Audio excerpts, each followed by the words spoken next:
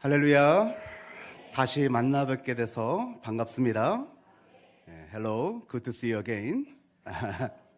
여러분들이 어제 우아를 너무 잘해 주셔가지고 제가 오늘 밤에 시카고로 돌아가지 않고 어젯밤에 다시 서게 됐습니다.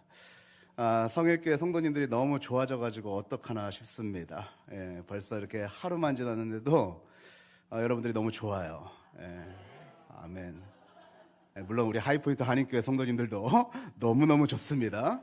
영상으로 다 보고 계시기 때문에 질투하실 수 있기 때문에 너무너무 좋은 교회, 너무 은혜로운 교회 하나님께서 이렇게 보내주셔서 참 감사해요. 저는 이게 서울 목동에 있다 그래가지고 서울 깍쟁이들만 있으면 어떡하나, 웃어주시지도 않고 아멘도 안 해주시면 어떡하나 했는데 참 너무 좋아요. 그래서 이게 서울 시민 또 시카고 시민으로 만난 게 아니라 우리가 하늘 시민으로 만나서 그래서 여러분들이 참 좋은 것 같아요. 이렇게 같은 시민으로 만나서 그래서 빌립보서 3장 20절에 이렇게 이야기합니다. 우리의 시민권은 오직 하늘에 있는지라. 거기로서 구원 얻는 자 곧 주 예수 그리스도를 기다리노니. 아멘. 우리 이번 집회를 통해서 이번 만남으로 그냥 끝나는 것이 아니라 영원한 천국, 하늘에 계신 우리 아버지와 함께 영원히 함께 거하게 될 줄로 믿습니다. 벌써부터 돌아갈 생각하니까 여러분들 보고 싶을 것 같은데요. 그래도 우리 영원한 천국에서 끝까지 함께 머물게 될 줄로 믿습니다. 시민 이야기가 나와서 말인데요. 이 미국에서도 각 시민 또 인종별로 방언 또 액센트가 다 달라요. 제가 이제 미국에 가서 한 3년여 정도가 지났을 때 이제 학교도 다니고 있고 학교에 다니면서 영어에 조금 자신감이 붙을 때였습니다. 그래서 하루는 이제 공항에 갈 일이 있어서 공항에 가서 배가 고픈 거예요. 그래서 배가 고파서 햄버거집 맥도날드가 어디 있나 찾고 있었는데 찾지를 못해서요. 거기서 일하고 있는 흑인 여성분이 한 분 계시더라고요. 그래서 그 흑인 여성분에게 이렇게 자신 있게 물었어요. Where is McDonald's? 이렇게 조금 혀를 굴려서 맥도날드 했더니 그 여성분이 갑자기 이러시는 거예요. What? 이러시는 거예요. 전혀 알아듣지 못하겠다는 그런 표정이었습니다. 그래서 제가 조금 더 혀를 굴려서 Where is McDonald's? 이렇게 다시 한번 물어봤어요. 그랬더니 What? 또 하는 거예요. 제가 좀 자존심이 상했습니다. 그래서 결국은 햄버거는 먹고 싶어서 세계 공통어인 바디 랭귀지를 썼어요. 그래서 햄버거 어딨냐? M으로 써 있는데 어딨냐 했더니 그 여성분이 이러는 거예요. 맥도날드 이러는 거예요. 저는 미국에도 방언이 있는지 몰랐어요. 아마 흑인분들께서는 이게 맥도날드 이렇게 좀 가볍게 액센트를 듣는 게 아니라 맥도날드 이러는 거예요. 그러면서 저기 있다고 알려주는 것이었습니다. 여러분도 혹시 시카고에 방문하실 일이 있으면 흑인 여성분을 만나시면 어떻게 해야 된다고요? 맥도날드 해야 됩니다. 맥도날드는 이제 미국에서는 뭐 어디 가나 있어요. 10분 거리에 어디 가나 있고 24시간 하기 때문에 여러분들 굶어 죽지는 않습니다. 맥도날드를 기억하시고 제가 머무는 그 숙소 근처에도 맥도날드가 있더라고요. 그래서 여러분들 이제 아마 오늘 집회, 이번 집회가 끝나고 나서 맥도날드를 지나가실 때마다 저를 기억해 주세요. 그래서 저를 위해서 좀 기도해 주시면 감사하겠습니다. 각 지역마다 방언과 특성이 있습니다. 서울에서 어서 오십시오라고 이야기할 때 경상도는 퍼뜩 어이서, 또 전라도는 허벌나게 와버링한게 이거 잘 못하겠네요. 충청도는 어여 와유. 제가 어디 출신인지 대충 아시겠죠? 서울 경기 출신이라 저도 이렇게 방언을 잘 못합니다. 전라도 사투리도 좀 찾아봤어요. 전라도는 거시기로 다 통한다고 하는데 맞는지 모르겠네요. 사랑해 거시기혀. 죽을래 거시기 할래? 밥 먹었니? 거시기 혔니? 안 자니? 거시기 안 오냐? 안녕하세요? 거시기 하신 줄이야? 이게 맞는지 모르겠어가지고 제가 여기 전라도 분이 분명히 계실 텐데, 예, 죄송합니다.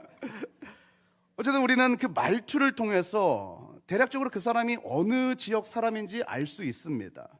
천국 시민인 우리들은 천국의 언어를 사용하기 때문에 아, 저 사람이 그리스도인이구나 라고 알 수 있는 것입니다.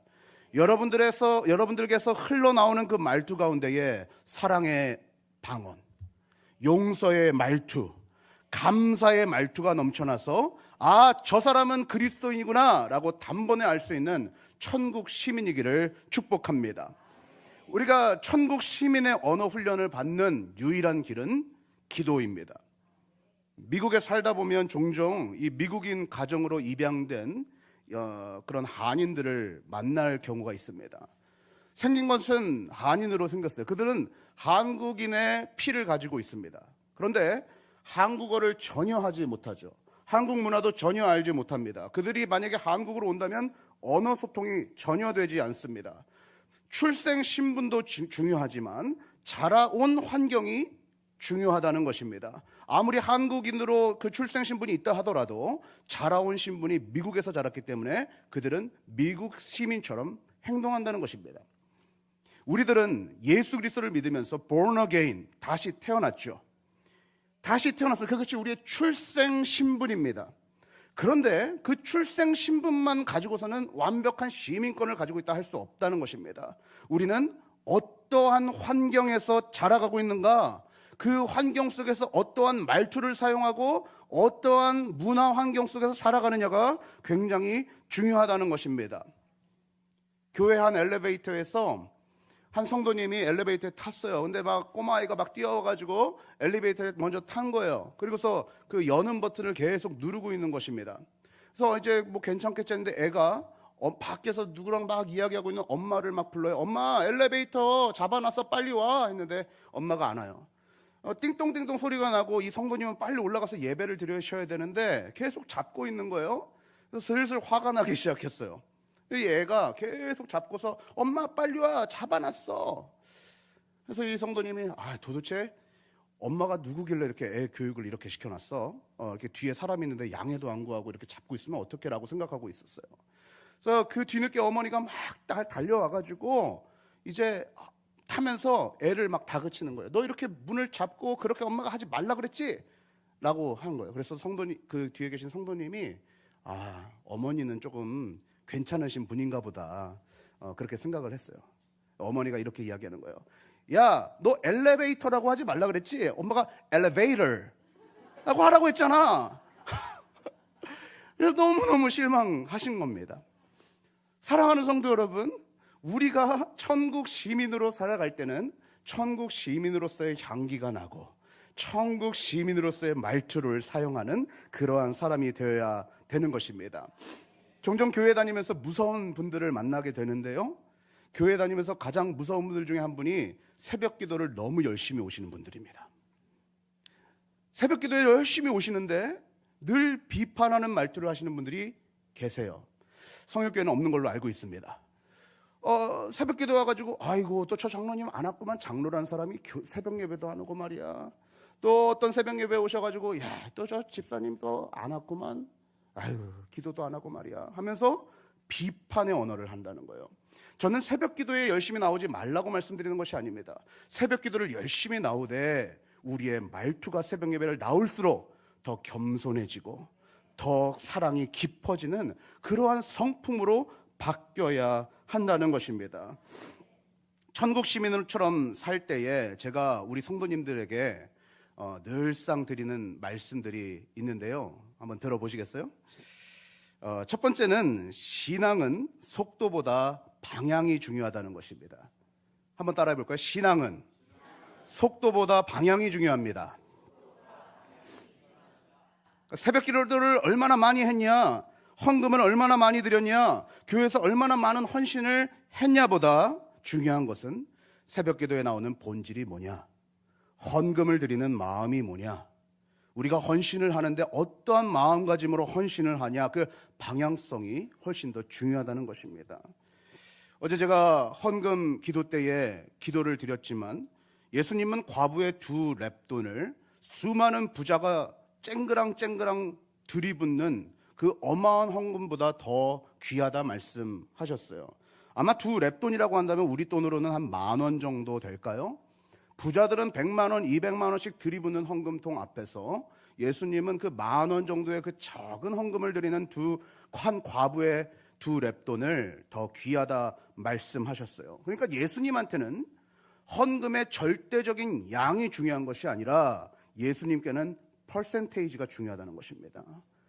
그 과부를 왜 칭찬했어요? 부자들은 일부를 드렸지만 저 과부는 전부를 드렸다.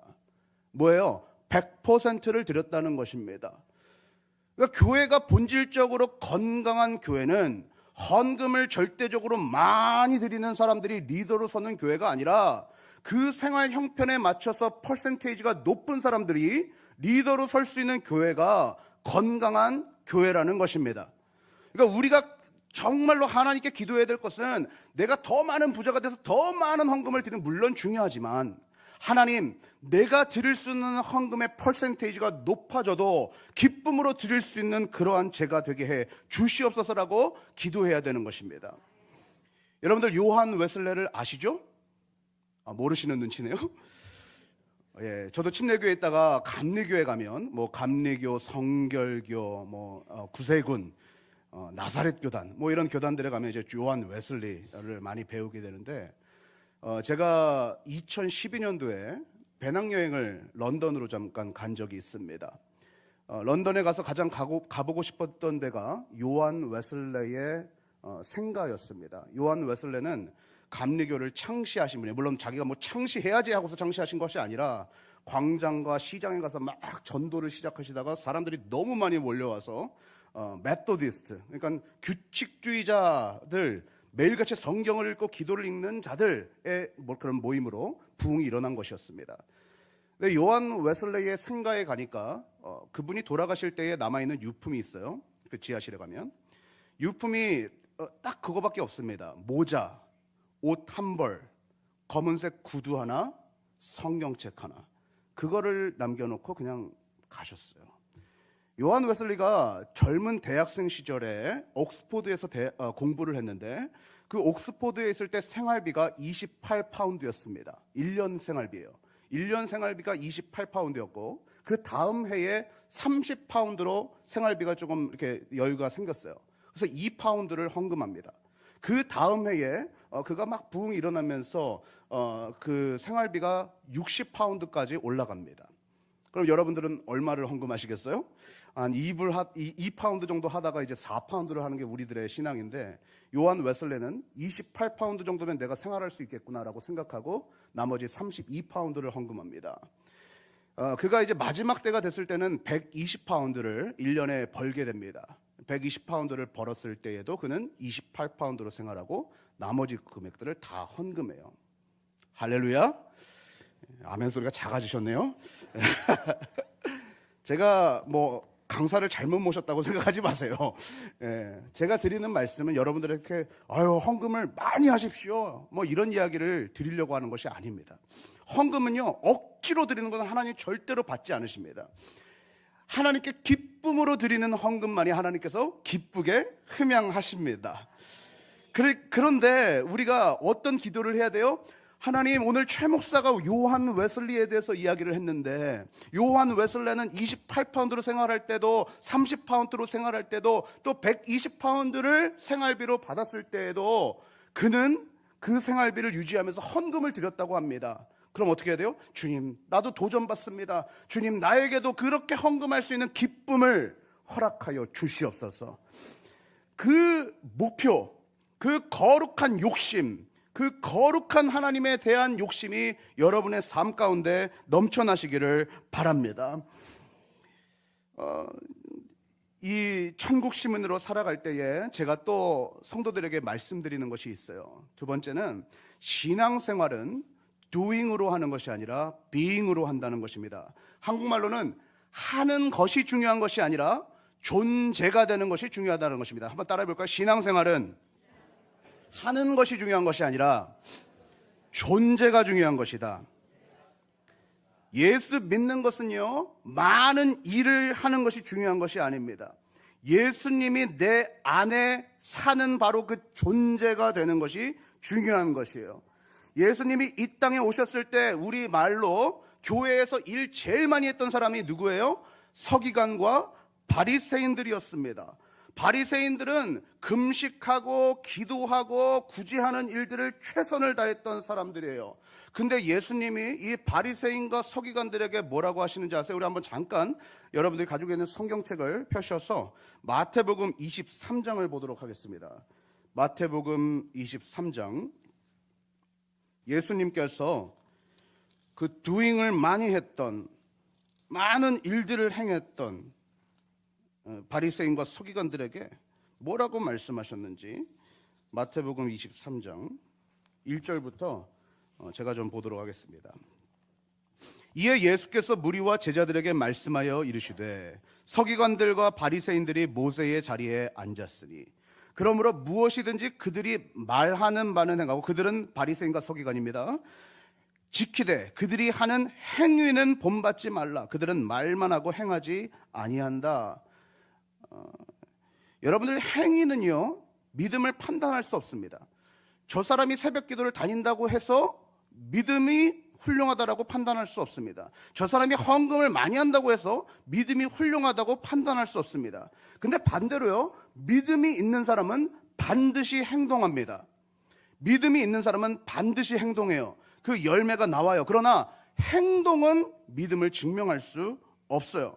5절, 그들의 모든 행위를 사람에게 보이고자 하나니 곧 그 경문띠를 넓게 하며 옷슬을 길게 하고 잔치의 윗자리와 회당의 높은 자리와 시장에서 문안 받는 것과 사람에게 랍비라 칭함을 받는 것을 좋아하느니라. 그러니까 이 바리새인과 서기관들은요, 내가 교회에서 이만큼 일해, 내가 교회에서 이 정도 위치야 라는 거를 드러내고 높은 자리에 앉기를 좋아했다는 것입니다. 근데 예수님께서 이 바리새인과 서기관들의 그 수많은 행위들을 칭찬하지 않으시고 25절로 가보세요. 이렇게 이야기하세요. 화 있을진저 외식하는 서기관들과 바리새인들이여, 잔과 대접의 겉은 깨끗하되 그 안에는 탐욕과 방탕으로 가득하게 하는도다. 여기서 중요한 단어가 있는데 겉과 안입니다. 사람은 겉을 보죠. 사람은 얼마를 드렸냐를 봅니다. 사람은 얼마를 했는가를 봅니다. 그런데 주님은 뭘 보고 계세요? 안을 보고 계세요. 저 사람이 어떠한 자세로 예배를 드리고 있는가, 저 사람이 어떠한 자세로 헌금을 드리고 있는가. 왜요? 주님에게서 그 겉으로 드러나는 것은 아무 의미가 없어요. 어제 제가 말씀드렸죠. 하늘에 계시다고요. 하늘을 창조하신 분이라고요. 우리가 뭐 100억을 드리든 1000억을 드리든 주님한테는 아무것도 아니에요. 주님은 여러분들의 마음을 받기를 원하신다는 거예요. 우리의 마음을 보시고 계시다는 거예요. 27절도 보세요. 화 있을진저 외식하는 서기관들과 바리새인들이요, 회칠한 무덤 같으니, 이 무덤에다가 좀 번쩍번쩍한 회를 칠해놓은 거예요. 그러니까 뭐라고 이야기해요? 겉으로는 아름답게 보이나 그 안에는 죽은 사람의 뼈와 모든 더러운 것이 가득하도다. 여러분, 창세기 보시면 처음 예배를 드리는 인물이 등장하죠. 가인과 아벨입니다. 겉으로 볼 때는 둘 다 예배를 드렸어요. 그런데 하나님께서 아벨의 예배는 받으시고 가인의 예배는 받지 않으셨어요. 우리는 그 이유를 잘 찾기는 어렵습니다. 그런데 아벨은 첫 소산을 드렸다고 이야기를 하고 있죠. 그러니까 아마 아벨은 온 마음을 다해서 예배했던 것 같아요. 오늘 이 시간에도 이 자리에 모든 사람들이 앉아있지만 하나님께서 참 안타깝게도 어떤 사람의 예배는 기쁘게 흠양하시지만 어떤 사람들의 예배는 받지 않으실 수도 있다. 그러나 오늘 성일교회는 모두 다 받으실 줄 믿습니다. 마음을 들이시기를 소망합니다. 33절에 예수님이 이제는 화가 많이 나신 것 같아요. 뱀들아, 독사의 새끼들아, 너희가 어떻게 지옥의 판결을 피하겠느냐. 왜 이렇게 예수님께서 그 종교 생활을 잘하던, 소위 기도도 잘하고 금식 생활 잘하고 헌금 생활 잘하던 바리새인과 서기관들에게 크게 화가 나셨을까요? 그들은 being이 아니라 doing을 했기 때문입니다. 주님은 하는 것을 원하시는 것이 아니라 존재를 원하십니다. 또 한번 찾아볼까요? 조금 뒤로 가셔서 요한복음 15장 5절로 11절입니다. 주님이 하시는 말씀을 한번 들어보세요. 요한복음 15장 5절부터 제가 읽어보겠습니다. 나는 포도나무요 너희는 가지라. 그가 내 안에 내가 그 안에 거하면 사람이 열매를 많이 맺나니 나를 떠나서는 너희가 아무것도 할 수 없음이라. 뭐를 강조하세요? 너희가 내 안에 거해라. 그럼 내가 너희 안에 거하리라. 6절 사람이 내 안에 거하지 아니하면 가지처럼 밖에 버려져 마르나니 사람들이 그것을 모아다가 불에 던져 사르느니라. 7절에 가볼게요. 너희가 내 안에 거하고 내 말이 너희 안에 거하면 무엇이든지 원하는 대로 구하라. 그리하면 어떻게 된다고요? 이루리라. 할렐루야. 이번 연도 우리 교회 표어가 기도에 응답을 받는 교회 아닙니까? 여러분들 100% 기도 응답 받기를 원하시죠? 여기 답이 나와 있습니다. 어떻게 하면 우리가 100% 기도 응답을 받을 수 있습니까?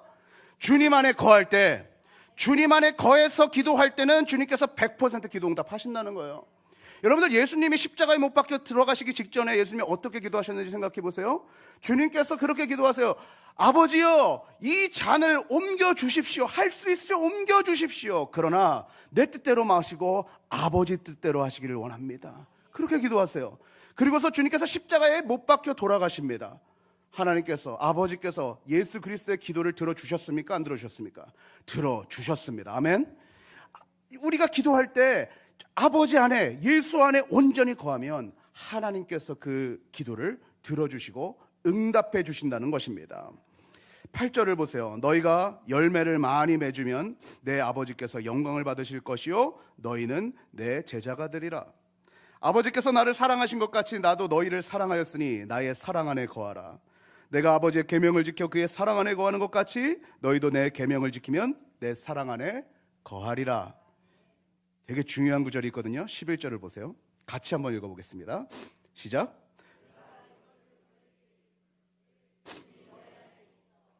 기쁨을 충만하게 하리라. 할렐루야.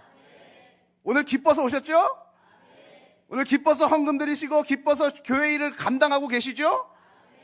기쁨이 충만해지는 것입니다.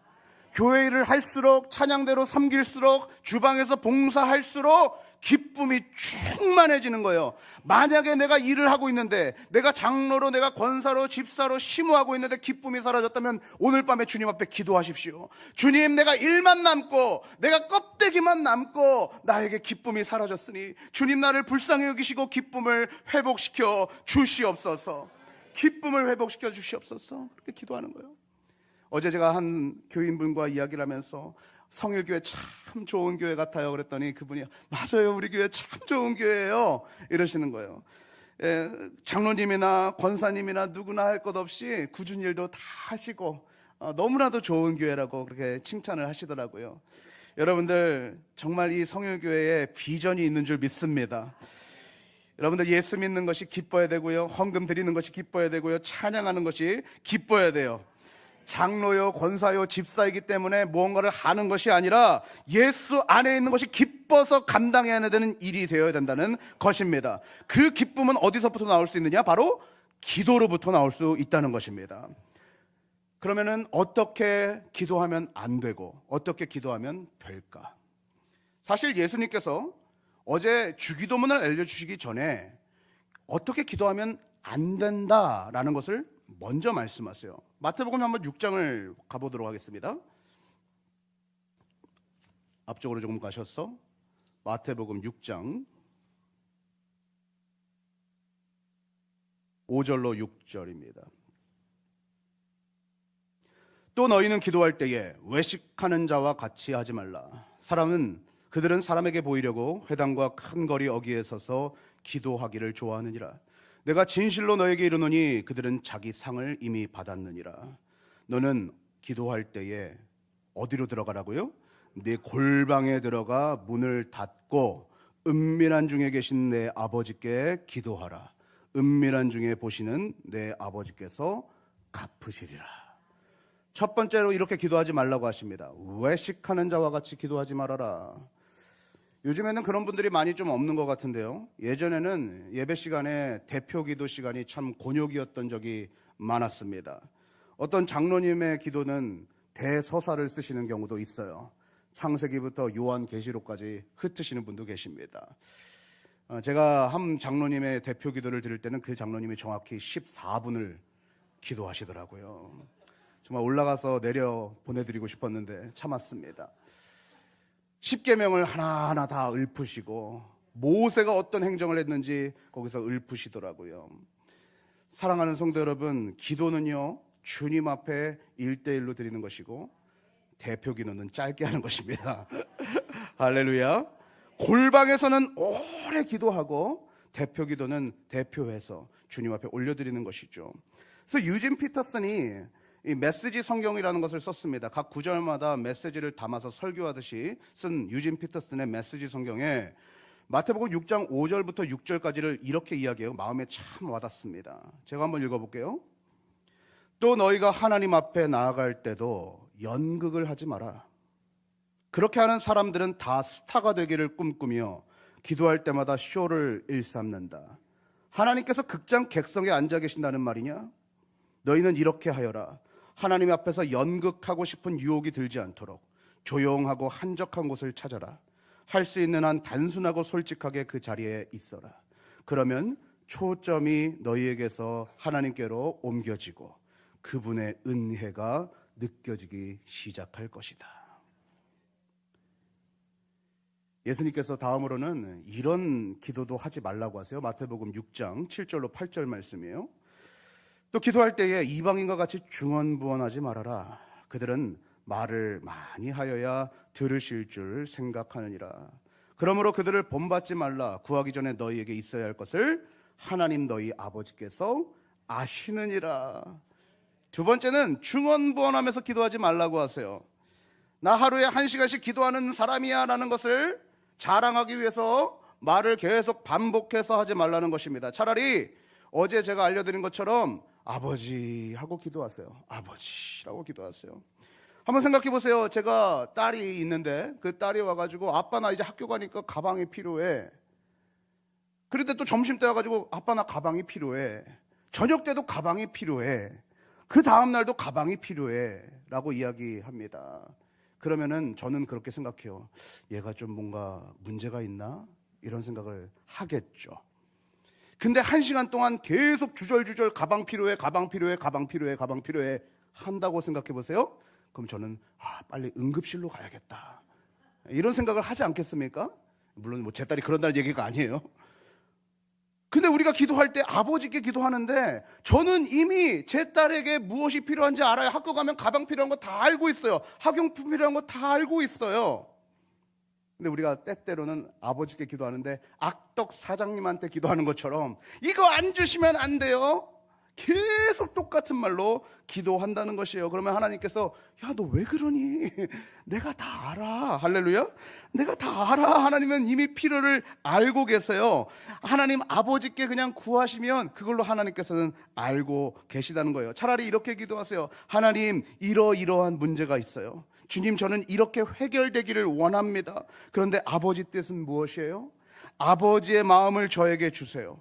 아버지의 심장을 주셔서 제가 주님의 뜻대로 살아가게 도와주세요. 이렇게 기도하라는 것입니다. 마지막으로 주님께서 한 가지 더 경고를 하시는데 이렇게 기도하지 말라고 하십니다. 마태복음 6장 16절로 18절이에요. 금식할 때는 너희는 외식하는 자들과 같이 슬픈 기색을 보이지 말라.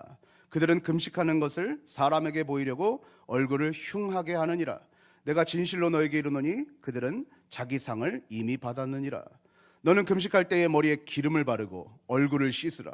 이는 금식하는 자로 사람에게 보이지 않고 오직 은밀한 중에 계신 내 아버지께 보이게 하려 함이라. 은밀한 중에 보이시는 내 아버지께서 갚으시리라. 두 번째로 마지막으로 주님께서 이렇게 기도하지 말라는 것은요, 티내지 말라는 것입니다. 기도하는 티내지 마라. 바리새인들이 어떻게 기도해요? 누가복음 18장에 보면 바리새인이 맨 앞자리에 앉아가지고 서서 기도하는 모습이 등장하게 됩니다. 그 사람이 그렇게 기도해요. 뒤에 세리가 앉아가지고 고개를 푹 숙이고서 기도하고 있는데 앞에 서가지고 이렇게 기도합니다. 주님, 저는 1회에 2번씩 금식을 합니다. 저는 11조를 빼먹지 않고 하고 있습니다. 저 잘했죠? 하나님 저에게 복 주세요. 이렇게 기도해요.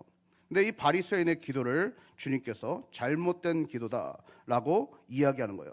왜요? 바리새인은 티를 내고 싶은 거예요.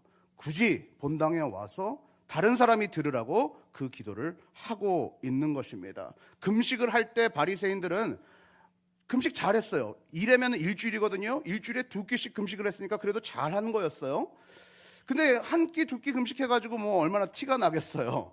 그냥 금식하고 있는 건데 티를 내고 싶은 거예요. 나 금식하는 장로야, 나 금식하는 권사야, 나 금식하는 목사야를 좀 티내고 싶은 거예요. 그래서 예를 들어 목사님이 금식하고 이렇게 올라왔을 때 매번 이렇게 깔끔하게 올라오셨는데 그날따라 수척하게 일부러 올라오셔서 힘없이 설교를 하시는 겁니다. 왜요? 티를 내고 싶은 거예요. 근데 주님께서 뭐라고 말씀하세요? 티 내지 마라. 오히려 기름을 바르고 오히려 더 멀끔하게 와서 그렇게 기도해라 라고 주님께서 말씀하고 계시는 것입니다. 그럼 우리는 어떻게 기도해야 될까? 오늘 이 3가지를 좀 살펴보고 말씀을 마치고자 하는데요. 여러분들 오늘 본문 말씀 골로새서 4장 2절에 이렇게 얘기합니다. 기도를 계속하고 기도에 감사함으로 깨어 있으라.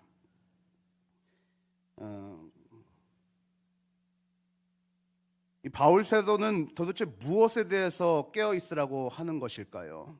어떻게 기도하라고 하는 것일까요? 첫 번째는 신앙인이 아닌 종교인으로 전락하지 않도록 깨어 기도하라는 것입니다. 골로새서의 그 배경을 보면요, 이 도시는 굉장히 상업적으로 발전하는 도시였고 그래서 사람들이 많이 모이기 시작했습니다. 사람들이 좀 잘 사는 사람들이 모이기 시작하고 맨 처음에는 뜨거운 첫사랑으로 모이기 시작했는데 점점 신앙인이었다가 종교인으로 전락하기 시작했어요. 마음에서 우러나는 첫사랑은 사라지고 그저 그냥 교회에 매 주일 나오는 것, 그저 그냥 주님 앞에 헌금하는 것, 그냥 그 두익만 남아버리고 껍데기만 남아버리고 그 마음속에 주님을 향한 사랑이 식어져가는 상태였다는 것입니다. 그때 골로새서 이제 2장 20절로 한번 가보겠습니다. 왜 깨어 기도하라는 말이 등장했는지 골로새서 2장 20절 말씀으로 한번 가보도록 하겠습니다.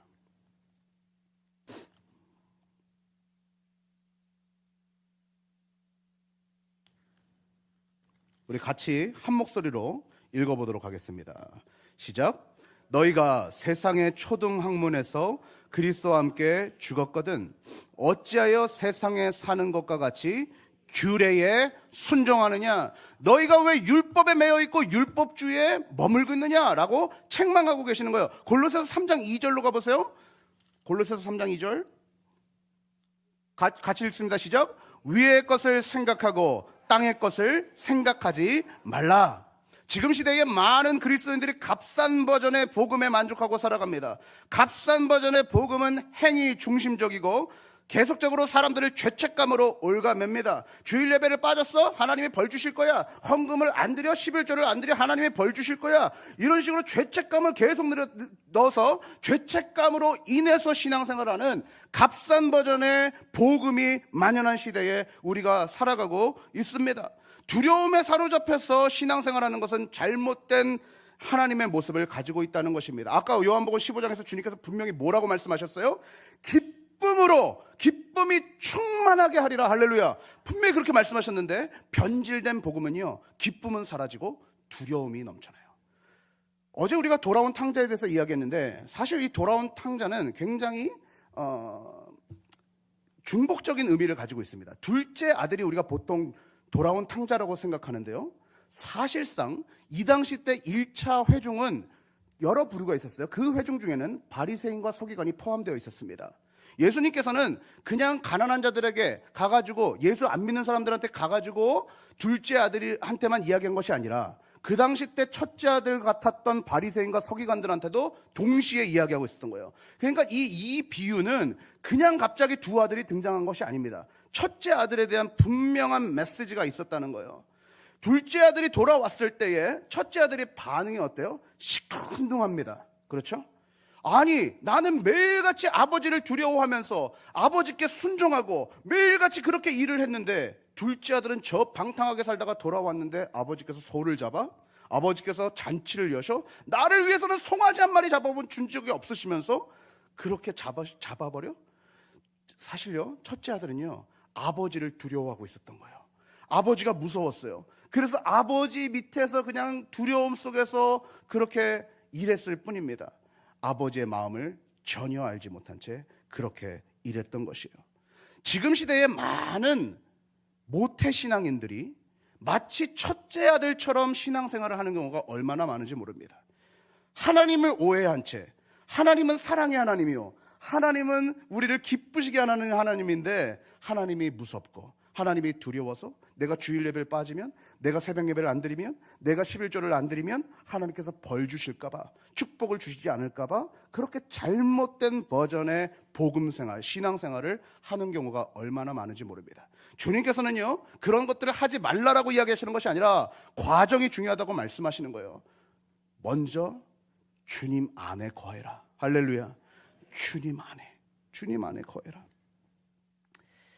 골로새 교회는 오직 믿음으로, 오직 예수 한 분만으로 충분하다는 것을 거부하고 다른 것들을 추가하기 시작했던 것입니다. 제가 한인교회를 섬기면서 몇 가지 상황에 부딪히게 됐었습니다. 보통 이 미국에 있는 한인들은 자신들이 한국에서 이제 이민 오신 그런 시간대에 멈춰 있어요. 그래서 조금 한인교회들은 계속 시대가 바뀌면서 이렇게 굉장히 세련돼져 가는데, 보통 이제 미국에 있는 한인교회들은 조금 촌스러운 면들이 가끔 있습니다. 제가 심우하던 한인교회에 맨 처음에 이렇게 초가 2개 있었어요.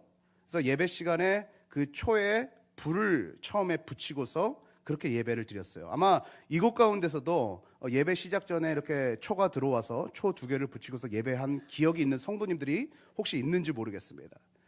근데 이제 제가 이렇게 코로나를 겪으면서 여러 가지 상황에 의해서 초를 뭐 붙일 사람도 없고, 그래서 이제 그 초를 이렇게 치웠어요. 물론 저 혼자 뭐 결정해서 치운 건 아니고 예배부랑 이렇게 상의를 해서 장로님들과 또 교회 리더들과 상의를 해서 교회 초를 치우기로 결정했어요. 근데 하루는 한 권사님이 찾아오셔서 역정을 내시는 거예요. 목사님, 왜 초를 치웠습니까? 성격도 좀 괴랄하세요. 왜 치웠습니까? 그래서 그걸 예배부랑 상의해서 치웠어요. 그거 우리 교회 전통인데 왜 치웁니까 그거를요? 막 그러시는 거예요. 그래서 그러시군요. 그런데 그 초를 붙이는 의미가 뭔가요? 제가 물어봤어요. 의미가 뭔가요? 좀 당황하셨어요.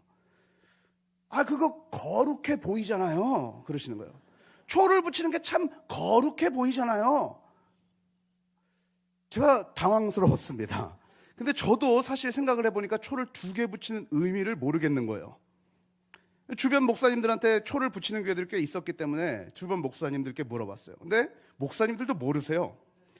성도님들께도 물어봤어요. 초를 2개 왜 붙입니까? 예배 전에요? 그랬더니 또 모르세요. 그래서 제가 인터넷을 검색했습니다. 초를 도대체 왜 붙이는가? 혹시 이 자리에 계신 분들이 아시는 분이 계신지 모르겠네요. 초 2개의 의미는 알파와 오메가의 하나님은 처음과 마지막의 주인인 것을 의미합니다. 또 예수님의 인성과 신성을 나타냅니다. 이렇게 적혀 있더라고요. 저는 초를 붙이고 안 붙이는 이야기를 하는 것이 아닙니다. 초를 붙이는 것이 옳고 초를 안 붙이는 것이 옳지 않다라고 이야기하는 것이 아닙니다. 그것이 중요한 것이 아니라 우리가 아무런 의미 없이 하는 행동들이 얼마나 많은지 모른다는 것입니다.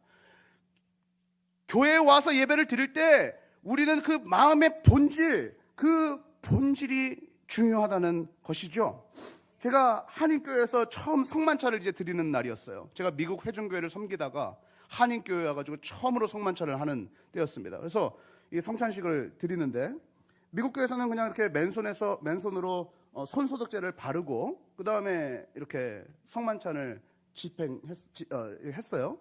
근데 성만찬을 드릴 때 제가 맨손으로 하고 나서 예배가 끝났는데 그 초에 대해서 성을 내셨던 권사님이 또 오셔서 목사님, 그 흰 장갑을 안 끼고 하면 어떡합니까? 이러시는 거예요. 저는 몰랐어요. 흰 장갑을 껴야 되는지. 그래서 제가 또 질문했어요. 권사님, 흰 장갑은 무슨 의미가 있나요? 했어요. 제가 답을 못 하시더라고요. 저는 그거에 대해서 막 싸우고 싶지도 않으니까 그 다음부터는 흰 장갑을 열심히 꼈습니다. 예. 근데 끼고 안 끼고가 중요한 게 아니에요. 우리가 예배를 드릴 때 어떠한 의미를 가지고 어떠한 본질을 가지고 예배에 참여하느냐가 훨씬 더 중요하다는 것입니다. 제가 예배 때 사실 정장을 상당히 오랜만에 입습니다. 제가 섬기는 하이포인트 교회는 미국 대형 교회인데 그 개척하신 목사님부터 한 1,000명에 이르는 성도들, 한 3,000명에 이르는 전체 성도들이 단 한 명도 정장을 입는 분이 없어요. 왜냐하면 미국의 이제 이 패션 문화가 회사에 다닐 때도 이런 정장을 입고 다니지 않아요. 이제 비즈니스 캐주얼이라 그래서 굉장히 이제 좀 캐주얼한 비즈니스를 입고 오기 때문에 아무도 정장을 입고 오지 않아요. 근데 이제 제가 처음 그 교회에 이렇게 부임하게 됐을 때에 정장을 입고 갔습니다. 정장을 입고 갔더니 그 개척하신 목사님이 굉장히 캐주얼하게 오셔서 또 숯 입었네, 또 정장 입었네 하고 가시는 거예요. 특이하다는 거죠, 저한테. 그래서 그 다음 주도 또 익숙하게 또 정장을 입고 갔는데 그 목사님이 또 오시더니 또 정장 입었네 이러면서 가시는 거예요. 주변을 그때 가서 이제 들어보니까 아무도 정장 입은 사람이 없는 거예요. 여러분들 한번 생각해 보세요. 저는 오늘 여러분들께 잘 보이려고 또 정장을 입고 왔지만, 목사가 정장을 입어야 된다, 안 입어야 된다, 이것이 중요한 문제가 아니라는 것입니다. 하나님에 대한 우리의 마음, 가장 깔끔한 옷으로 입고 오고 싶어하는 우리의 그 마음이 중요하다는 거예요. 미국에서 굉장히 큰 대형 교회로 성장한 라이프 TV 교회라는 곳이 있습니다. 크레이그 그로셜이라는 아주 유명하신 목사님이 있어요. 크레이그 그로셜 목사님이 저같이 젊은 시절에 저처럼 처음 이렇게 집회를 하러 나가시게 됐습니다. 그 처음 집회에 나가가지고 성도님 오시는 모습들을 이렇게 보고 있는데, 한 번은 아주 새가족처럼 보이는 허름한 차를 타고 온 허름한 성도님이 내리시는 거예요. 옷을 그렇게 깔끔하게 입고 오지 못하셨나 봐요. 교회 장로격 되시는 리더분이 그 들어오는 새가족이죠, 그 사람을 보면서 이렇게 이야기합니다. 그 옷이 최선입니까? 그 사람이 너무너무 창피해서 그 자리로 그냥 나가버리고 도망가듯이 그냥 그 허름한 차를 타고 갔습니다. 그때부터 크로그 그레이셜 목사님께서 내가 이제 목회를 시작하게 되면 어떠한 허름한 옷을 입고 오더라도 그 누구도 부끄러워하지 않는 교회를 만들리라, 이렇게 생각을 하시고 진행을 하셨습니다.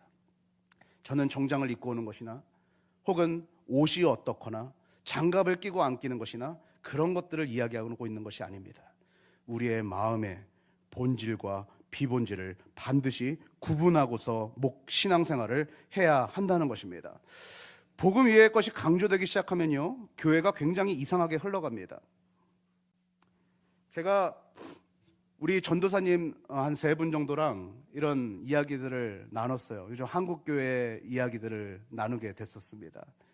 저는 이제 미국에 온 지가 한 14년 정도 지나가고 있기 때문에 이제 한국 사정을 잘 몰랐어요. 근데 우리 전도사님들은 이제 1년, 2년 그렇게 안짝으로 막 오셨으니까 한국 교회 사정을 잘 알잖아요. 그래서 이런저런 이야기를 해요. 근데 제가 한 번은 굉장히 충격을 받았습니다. 한 전도사님이 그래요. 목사님, 요즘은요 한국 교회에서 사역자를 뽑을 때 키랑 외모를 봅니다. 맞아요? 그래? 그럼 우리는 못 가겠네. 제가 그랬어요. 우리 성일교회는 어떤지 모르겠네요. 우리 목사님이 워낙 핸섬하셔가지고. 저는 너무 충격받았어요. 교회가 어떻게 사역자를 뽑을 때 키랑 외모를 볼 수가 있는 거지? 이건 정말 본질과 멀어졌다라는 생각을 했어요. 사랑하는 성도 여러분, 사역자를 볼 때, 저를 같은 부족한 사역자를 볼 때 키랑 외모를 보시지 않기를 소망합니다. 저 같은 목회자도 한국교회에서 목회하게 해주세요. 네. 본질에서 멀어지면 교회가 이토록 타락하기 시작합니다. 종교인으로 살아가기 시작하고 신앙인으로 살아가지 않는 것입니다. 한 번은 교회 주방에서 싸움이 났어요. 그래서 제가 무슨 싸움이 났나 가서 보니까 깍두기 논쟁이 벌어졌습니다. 깍두기를 정사각형으로 깎을 것이냐 직사각형으로 썰 것이냐로 논쟁이 붙은 거예요. 아니, 깍두기를 정사각형으로 나오면 정사각형으로 먹으면 되고 직사각형으로 나오면 직사각형으로 먹으면 되는 거 아닙니까? 그걸 가지고 그렇게 싸우고 있는 거예요. 저는 제발 좀 그렇게 싸우지 않았으면 하는 거예요. 그냥 제비를 뽑든지 주방 대장 말을 듣든지 하면 되는 것을, 그 비본질적인 깍두기를 가지고서 싸우는 것은 너무 창피하잖아요. 우리 애들 볼 때도 애들이 웃어요 지금요, 그죠? 너무 창피하잖아요. 우리가 정말 싸워야 될 문제는 본질의 문제입니다.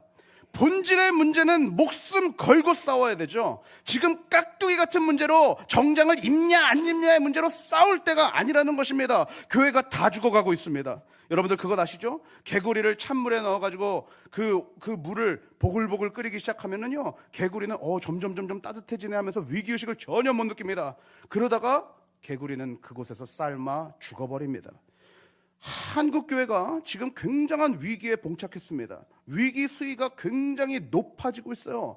그런데 우리는 마치 개구리처럼 교회의 위기가 높아지고 있는데 이것에 대해서 자각하지 않고 눈물을 흘리지 않고 주님 앞에 기도하지 않는 것은 우리에게도 큰 문제가 있다는 것입니다. 사랑하는 성도 여러분, 지금도 수많은 청년들이 교회에 가지 않고 있습니다. 여러분들 그것을 가지고서 울면서 기도하십니까? 여러분들 한국교회가 지금 30%가 다 떨어져 나갔습니다. 코로나가 지나면서. 여러분들 그러한 교회의 위기의식을 느끼면서 울면서 기도하십니까?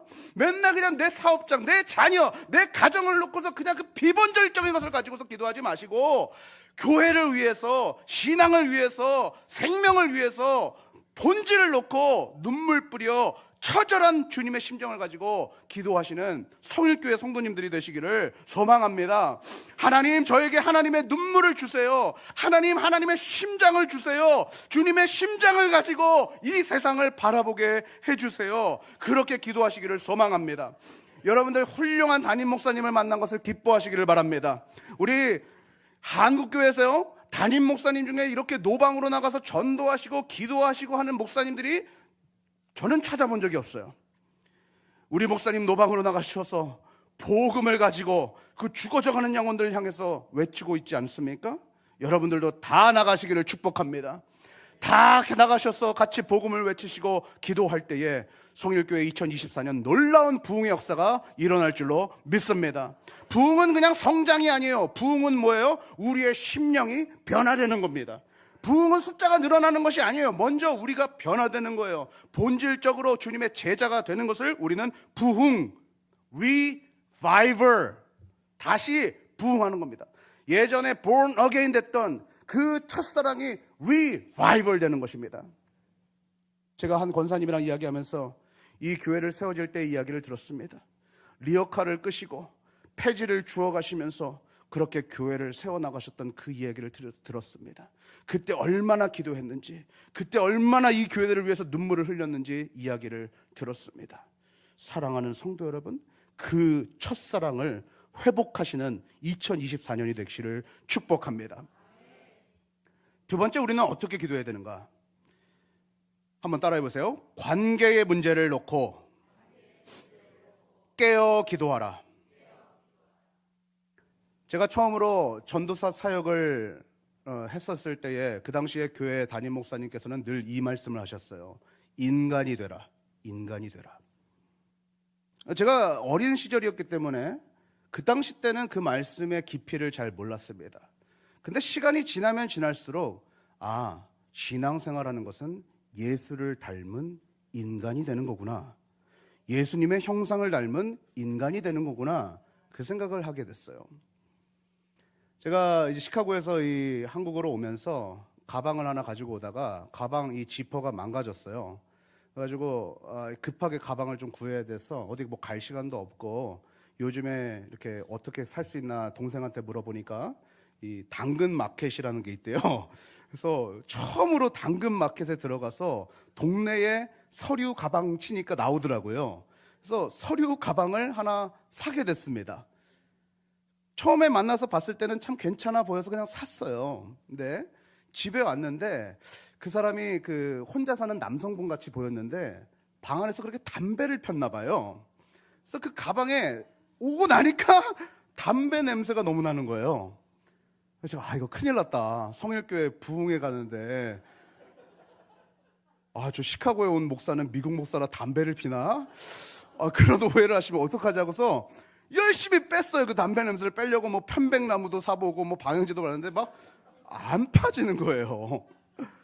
여러분들 제가 오늘 악수할 때 살짝요 냄새가 나도 그렇구나 이해하시길 바랍니다. 저는 담배를 너무 싫어해요. 여러분들 물건도요 그 환경에 노출되어 있으면요 냄새가 나요. 커피숍에 가서 일하는 사람은요 커피 향기가 그렇게 몸에서 납니다.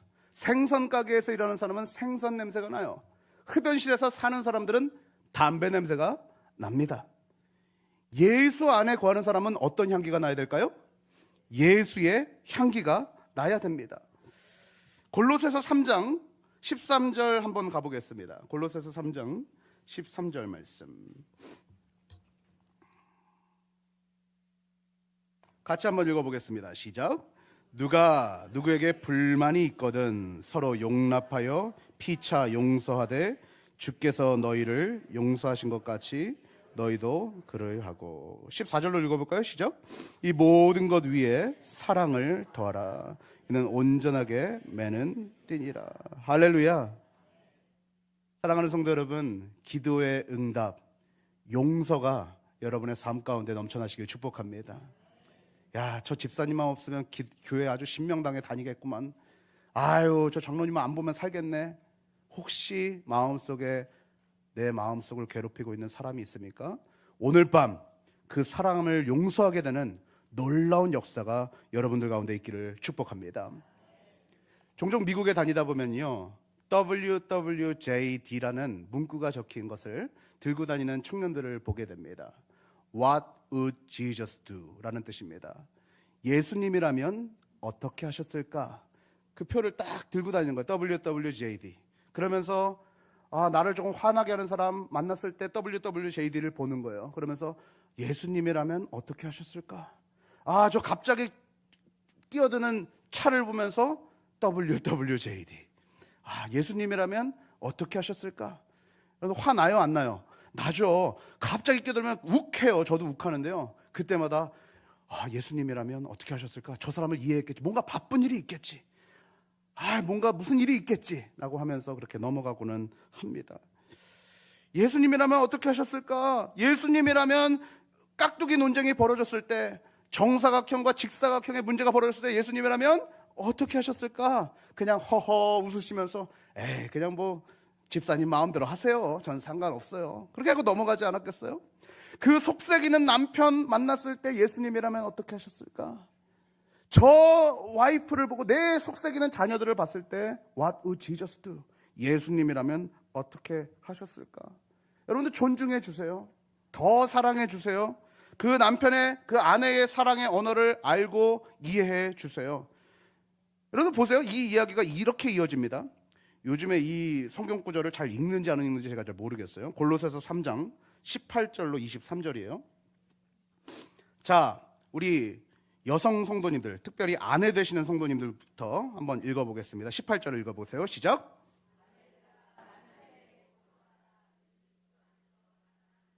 자, 남편들이 19절을 한번 읽어보겠습니다. 시작. 20절, 이제 자녀들에게 이야기하는데 여기 뭐 우리 자녀들도 있죠? 자녀들도 한번 읽어보겠습니다. 시작. 자녀들아, 모든 일에 부모에게 순종하라. 이는 주 안에서 기쁘게 하는 것이니라. 아멘. 잘했어요. 자, 21절 아비들, 우리 부모님들 한번 읽어보겠습니다. 시작. 아비들아, 너희 자녀를 노엽게 하지 말지니 낙심할까 함이라. 22절과 23절 제가 읽습니다. 종들아, 모든 일에 육신의 상전들에게 순종하되 사람을 기쁘게 하는 자와 같이 눈가림만 하지 말고 오직 주를 두려워하려 성실한 마음으로 하라. 무슨 일을 하든지 마음을 다하여 죽게 하듯 하고 사람에게 하듯 하지 말아라. 할렐루야. 아내들은 남편들에게 복종하시기를 축복합니다. 아멘이 안 나올 줄 알았습니다. 남편들은 아내를 사랑하시기를 축복합니다.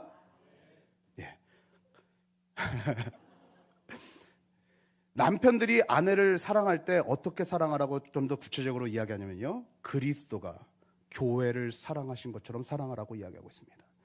여러분들, 그러니까요, 아내들이 너무 그렇게 불만을 가질 필요 없어요. 복종하라고 할 필요 없어요. 사실 예수님은요, 교회에게 완전히 엎드려 주셔서 십자가에 못 박혀 죽으시지 않았습니까? 그 사랑을 아내에게 보이라고 남편들에게도 명령하고 있는 것입니다. 꼭 이런 설교를 하면요, 이 설교를 내 남편이 들었어야 되는데, 이 설교를 내 아내가 들었어야 되는데, 저 집사님이 들어야 되는데 감기를 들어서 못 왔네, 이러실 수도 있어요. 근데 그것이 아니라 오늘 말씀이 떨어질 때에 나에게 하는 말씀이구나, 오늘 나에게 관계가 회복되기를 원하셔서 주님께서 하시는 말씀이구나, 그것을 깨닫기를 소망합니다. 부모들에게도 기도 제목이 있죠. 부모들에게는 어떻게 권면합니까? 자녀들을 노엽게 하지 말라라고 이야기합니다. 여러분들, 자녀가 성인이 됐는데도 교회를 나가는 그 자녀를 가진 부모님들은 대단하신 부모님들입니다. 보통 요즘 2세들은 교회들을 잘 안 나가요. 청년들은 교회를 안 나갑니다. 근데 여러 가지 세상이 너무 재밌고 문화가 재밌어서 영적으로 문제가 있어서 안 나오는 경우도 다수 있습니다. 그러나 또 어떤 경우에는 부모님에게 실망해서 교회를 안 나가는 2세들도 많이 보게 됩니다. 교회에서는 장로님이요 권사님이어서 교회 가면은 젠틀하시고 교회 가면은 뭔가 굉장히 선한 미소를 띠고 계시는데 집에 가면 전혀 그리스도인의 향기가 나지 않는 거예요. 그러니까 이 어린 자녀들이 어렸을 때부터 부모님을 보면서 헷갈리는 거예요. 신앙생활 하면 안 되겠다. 교회 가면 나도 저렇게 이중적인 사람이 되겠구나. 그렇게 생각을 하면서 교회들을 안 나오는 케이스들도 굉장히 많다는 것입니다.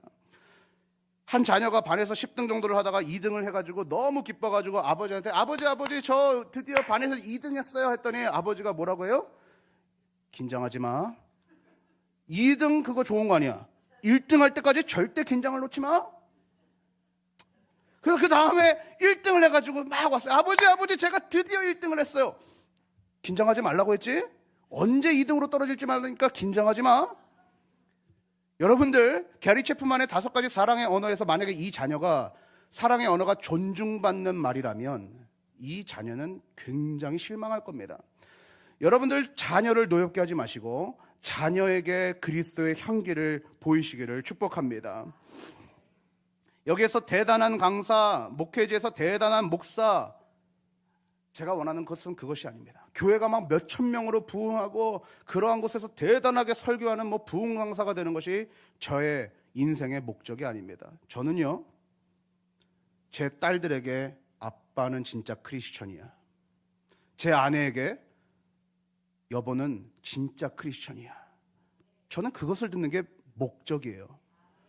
여러분들도 목적이 교회에서 대단한 장로님, 권사님 그걸 넘어서서 여러분들 가족한테 내 남편 보면 예수님이 보여.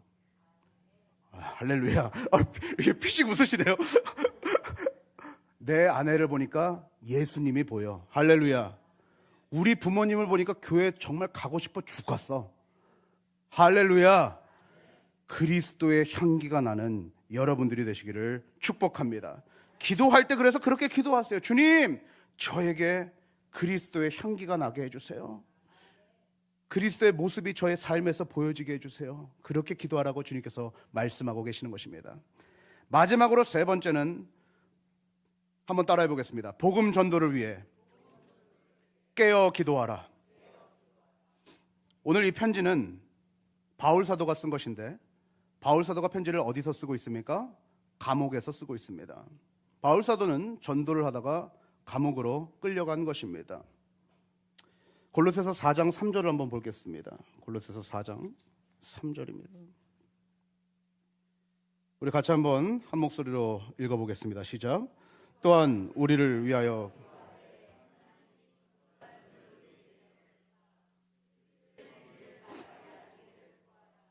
내가 이 일 때문에 매임을 당하였노라.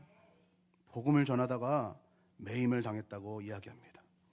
여러분들, 복음대로 살다가 어려움을 당하는 시대가 왔고 오고 있습니다.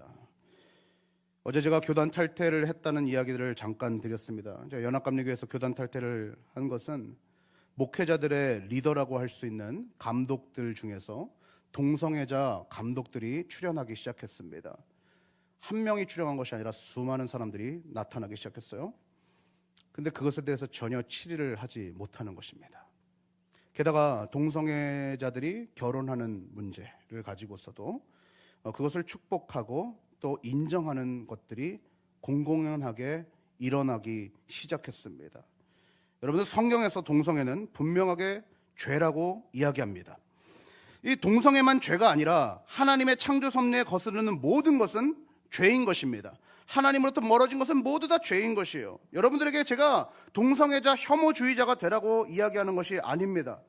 우리는 그들에게 가슴 찢어지듯이 기도하고 가족이라고 생각하고 그들을 위해서 기도해야 됩니다. 그들, 사실 제가 동성애자들을 가끔 만나거든요. 제가 섬기던 미국 교회에서도 동성애자들이 왔었어요. 제가 그들을 보면서 얼마나 마음이 찢어졌는지 아십니까? 제가 미국 회중교회를 하면서요, 교회에 있는 성도들의 가정들이 얼마나 많이 무너졌는지 몰라요. 이제 지금 한국도 많이 무너지고 있죠. 이혼을 5번, 6번씩 해요. 그러니까 자녀들이 막 섞이고 굉장히 불안한 가운데에서 동성애자들이 또 나오기 시작하고 이런 일들이 벌어지는 거예요. 그러니까 어떻게 보면 그들은 굉장한 피해자입니다. 그들에게 혐오하는 것이 아니라 그들을 향해서 찢어지는 마음을 가지고 기도해야 됩니다. 그러나 동성애가 반드시 죄라는 것은 우리가 인지하고 있어야 되는 것이죠. 이게 성경을 어떻게 볼까의 문제였습니다. 성경을, 우리가 지금 읽고 있는 이 성경은 하나님의 숨결로 하나님께서 직접 사람을 통해서 쓰신 하나님의 말씀이지, 이 말씀이 그냥 여러 사람들이 그냥 대충 적어놓은 참고서가 아니라는 거예요. 하나님의 말씀은 살아있고 능동력이 있는 것입니다. 그래서 우리의 혼과 영과 관절과 골수를 쪼개는 능력 있는 말씀이, 이 살아있는 말씀이 라는 것인데, 이 말씀을 참고서처럼 생각하기 시작했다는 것이에요. 그래서 대다수의 성도님들과 제가 이 동성애 반대하면서 교단을 탈퇴하기로 결정했습니다. 탈퇴법이 있었어요. 그래서 처음에는 탈퇴를 시작할 때 저희 교회 예산이 한 3억 정도, 연간 예산이 한 3억 원 정도 됐는데, 그 3억 원 정도에서 한 30% 정도만 내면은 성도님들이 땀 흘려서, 여러분들처럼 이 땀 흘려서 지은 교회 건물을 가지고서 탈퇴할 수 있었어요. 근데 주님이, 제가 새벽 예배를 드리는데 12월쯤이 됐을 때 주님이 저에게 아주 클리어하게 질문하세요. 기원아, 너가 나를 위해서 목사직을 포기할 수 있니? 기환아, 너가 나를 위해서 이 교회 건물을 포기할 수 있니? 너가 나를 위해서 이 수많은 성도들을 포기할 수 있니? 물으셔. 제가 예 주님, 포기할 수 있습니다. 기도했어요. 저는 진짜 그 일이 벌어질 줄 모르고 대답했는지도 모르겠어요. 그런데 예 주님, 포기할 수 있습니다. 근데 그 다음에 한 2, 3개월이 지나고 나서 갑자기 탈퇴 금액이 어마어마하게 올라가서 저희 연간 예산의 한 8배 정도 되는, 한국 돈으로 한 30억 원을 26억 원 정도를 이렇게 청구했어요. 그러니까 한마디로 못 나간다는 겁니다. 너희들 이제 못 나가 라고 이야기합니다. 그리고 나서 한두 달이 지났을 때 연합감리교회에서 저를 파면시켰어요. 목사직에서 파면시켰어요. 이유는 교단에 대항했다는 것입니다. 그래서 파면시켰어요. 그리고서 교회 건물에서 쫓겨나고 목사관에서 쫓겨나고 그런 일들이 벌어졌습니다. 사랑하는 성도 여러분, 복음을 지키다가 어느 때가 됐을 때에는 바울 사도처럼 감옥에 가야 될 수도, 우리가 복음을 지키다가 많은 것들을 잃어버릴 수 있는 시대가 올 것입니다. 그러나 두려워하지 마십시오. 주님이 여러분과 함께 하십니다. 할렐루야. 제가 아까 찬양하는데 얼마나 감사하던지, 신실하신 하나님, 실수가 없으신 하나님, 할렐루야. 저는 오늘 이 집회에 이번에 온 게요, 너무너무 위로해요. 감사해요. 저같이 부족한 사람을 이 위대한 교회, 너무나도 은혜로운 교회에 불러주셔서 아멘도 잘해주시고 우와도 잘해주시고 실컷 웃어주셔서 너무 저에게 위로가 되는 집회입니다. 완전히 바닥까지, 하나님께서 완전히 바닥까지 치우셨다가 이제 내일 꼭 오세요. 어떻게 하나님께서 일하셨는지 제가 또 말씀드리겠습니다. 하나님은요, 그렇게 복음을 가지고서 일했을 때에 하나님께서는 절대로 가만히 있으시지 아니고 반드시 채우십니다. 참 신기해요. 제가 막 그렇게 교회도 막 성장하고 부흥하고 시카고 지역 내에서도 이렇게 좀 잘 나가는 목사로 막 이렇게 나가고 있을 때에 하나님이 완전히 바닥으로 내리치시고 나서 몇 개월을 그냥 자숙하게 하시다가 여기 하나님께서 다시 좋은 교회로 불러주시고 또 이렇게 좋은 성일교회 강사로 불러주신 것은 다 하나님의 계획 가운데 있는 줄로 믿습니다. 복음을 전하다가 어려움을 당하는 시대가 오고 있는데요, 그때 가서 기도하면 늦다는 거예요. 언제 기도해야 돼요? 지금 깨어 기도하라고 말씀하세요. 누가복음 21장만 보고 이제 말씀을 대략 마무리해 짓겠습니다. 누가복음 21장 조금만 앞으로 가셔서 누가복음 21장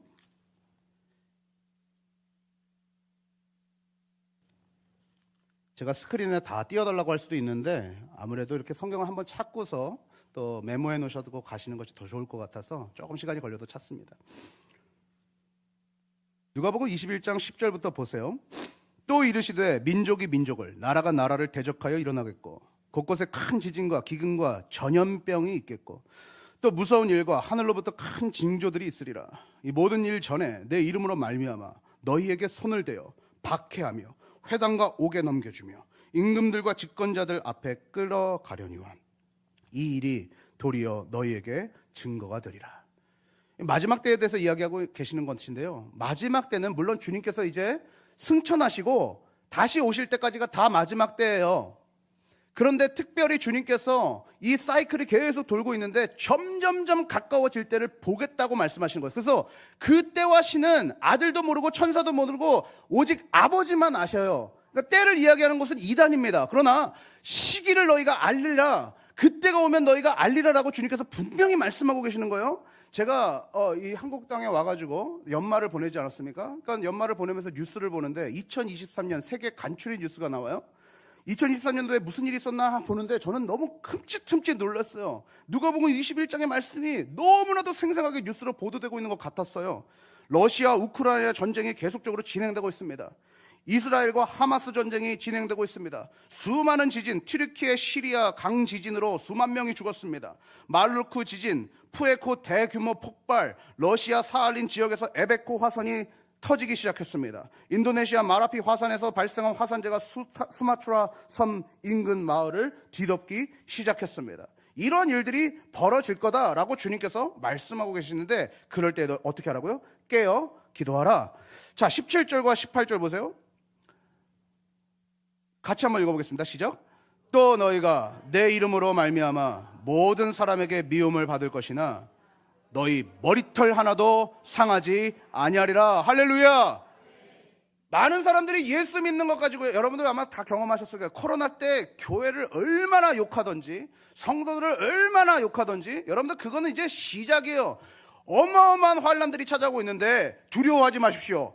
우리의 머리털 하나도 상하지 않을 것이라 주님께서 약속하신 줄 믿으시길 소망합니다. 26절과 27절입니다. 사람들이 세상에 임할 일을 생각하고 무서워함으로 기절하리니 이는 하늘의 권능들이 흔들리겠습니다. 그때에 사람들이 인자가 구름을 타고 능력과 큰 영광으로 오는 것을 보리라. 30절과 31절. 싹이 나면 너희가 보고 여름이 가까운 줄을 자연히 아나니 이와 같이 너희가 이런 일이 일어나는 것을 보거든 하나님의 나라가 가까이 온 줄로 알라.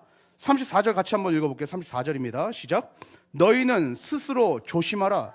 그렇지 않으면 방탕함과 술취함과 뭐요? 세상의 염려로 마음이 둔하여지고 뜻밖의 그날이 덫과 같이 너희에게 임하리라. 그러니까 우리가 깨어 있어야겠습니까? 안 깨어 있어야겠습니까? 깨어 있어야 합니다. 깨어 있지 않으면 술취함과 방탕함과 세상 염려로 그렇게 살다가 주님의 재림이 덫과 같이 임하신다는 것입니다. 36절입니다. 같이 읽겠습니다. 시작. 이러므로 너희는 장차 올 이 모든 일을 능히 피하고 인자 앞에 서도록 항상 기도하며 깨어 있으라 하시니라. 할렐루야. 저는 성일교회 와서 큰 도전을 받고 이 성일교회를 통해서 한국 땅이 변화될 것을 봅니다. 아멘입니까? 2024년도 여러분들이 정말로 깨어서 기도할 때에 놀라운 부흥의 역사가 이 성일교회에서 일어날 줄로 믿습니다. 여러분들은 저력이 있는 성도들입니다. 여러분들은 정말로 기도하는 성도들, 전도하는 교회, 그러한 교회가 이 한국 땅을 변화시키고 세계의 능력을, 하나님의 놀라운 역사하심을 만방에 드러내는 그러한 성일교회가 되기를 간절히 축복합니다.